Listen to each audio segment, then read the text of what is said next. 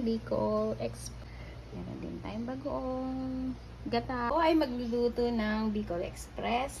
Lagyan lang natin ng konting oil para mag-pan-seared na ating pork. Papan-seared lang po natin saglit.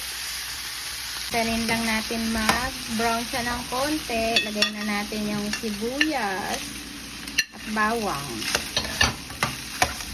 Lagyan na rin natin ng lemang.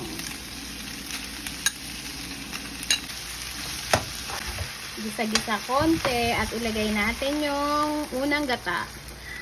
At kung maamoy nyo po yan, sobrang bango, ang sarap. Tanggalin na po natin ang ating hef. Sili. Po ang coconut milk at coconut cream po pala. Ayan na po, luto na po ang ating Bicol Express na mapapanli rice cake.